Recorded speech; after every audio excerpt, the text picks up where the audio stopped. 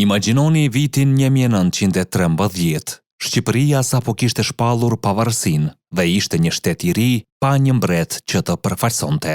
Fuqitë e mëdha po diskutonin për një princ evropian, ndërsa vendi ishte në një moment të brisht dhe plot pa siguri. Dhe pikërisht në këtë kohë, shfaqet një figurë krejt e pazakont, një burr nga Gjermania, një artist cirku, magjistar dhe gëlltitës shpate, me emrin Otto Witte. Sipas vetë rrëfimit të tij, ai vendosi të luajë rolin më të çmendur të jetës. I veshur si një princ osman me uniforma dhe medalje false, ai mbërriti në Durrës, duke pretenduar se ishte një figurë e rëndësishme e ardhur për të marrë fronin shqiptar. Dhe këtu fillon pjesa më e pabesueshme e historisë. Otto pretendon se u prit me nderime, u përshëndet nga forcat ushtarake dhe arriti të bindë njerëzit se ishte mbreti i ri. Madje sipas tij, ai u shpall mbreti Otto i Shqipërisë dhe për 5 ditë me radhë sundoi si një monark i vërtet. Ai thotë se krijoi një obor mbretëror, shpërndau arë për të fituar besnikrinë e krerëve vendas, liroi të burgosur dhe madje morri vendime të mëdha politike si shpallja e luftës ndaj Malit të Zi.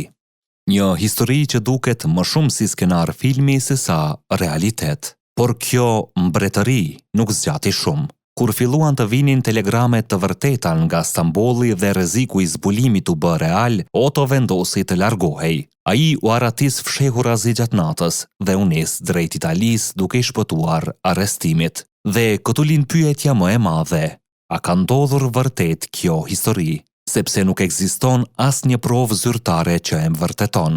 Nuk gjendet në arkivat shqiptare as në ato osmane. Madje edhe figura që ai pretendonte se përfaqësonte mund të mos ketë ekzistuar fare. Megjithatë, Otto Witte mbajti këtë histori gjatë gjithë jetës së tij. Ai botoi një libër, u prezantohej njerëzve si ish mbreti i Shqipërisë dhe madje edhe mbi varrin e tij në Hamburg u gdhent ky titull.